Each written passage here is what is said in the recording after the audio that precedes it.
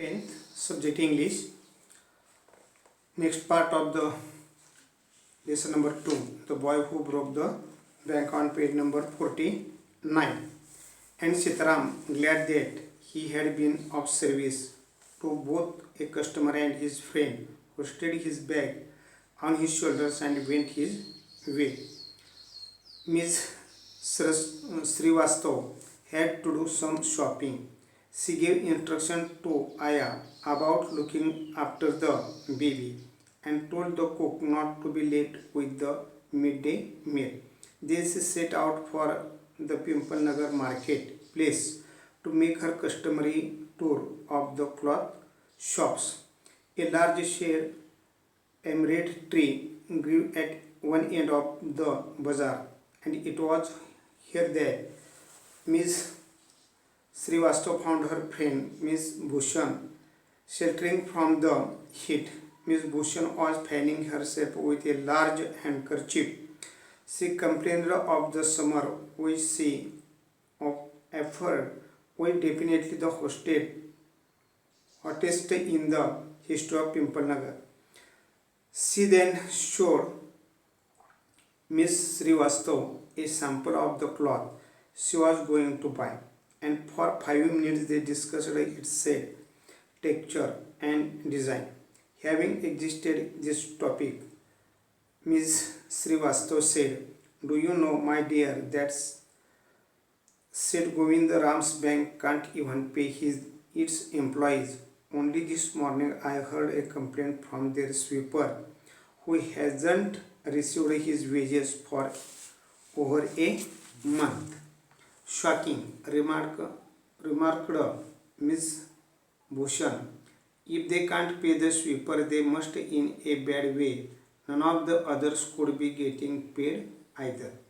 She left Miss Bhushan at the emerald tree and went in search of her husband, who was sitting in front of Kamal Kishore photography shop, talking with the owner. "So there you are," cried Miss Bhushan. "I have been looking for you for almost an hour. Where did you disappear?" "Nowhere," replied Mr. Bhushan. "Had you remained stationary in one shop, I might have found you, but you go from one shop to another like a bee in a flower garden. Don't start grumbling. The heat is trying enough. I don't know what's happening to Pimpalnagar. Even the bank's about to go bankrupt." Now see explanation. Sitaram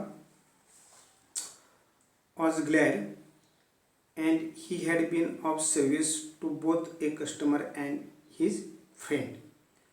So, taking his bag raised to a higher position, his bag on his shoulders, and went his way.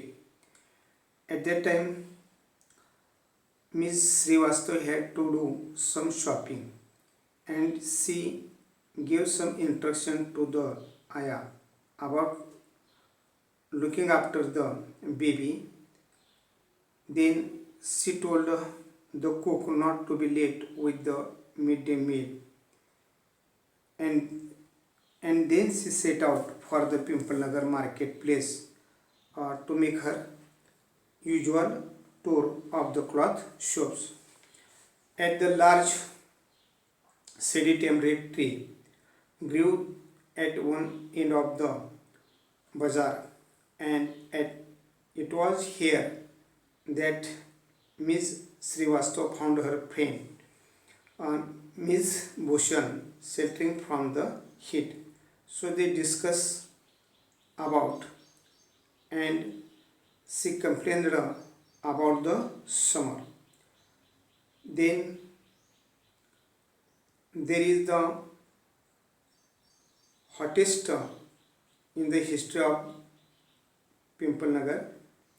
So she then showed Miss Srivastav a sample of cloth she was going to buy.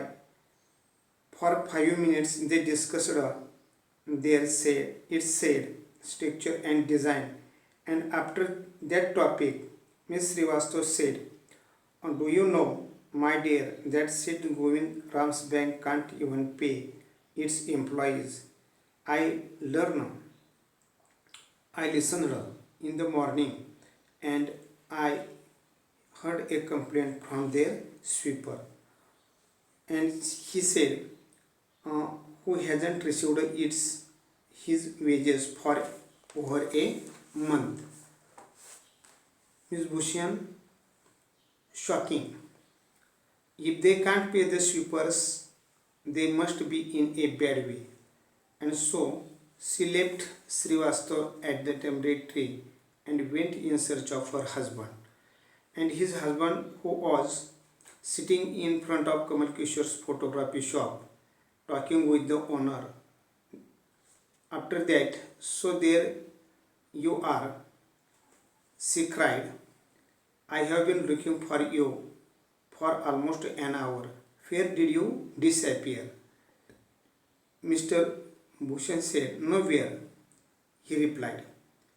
Had you remained stationary in one shop, I might have found you.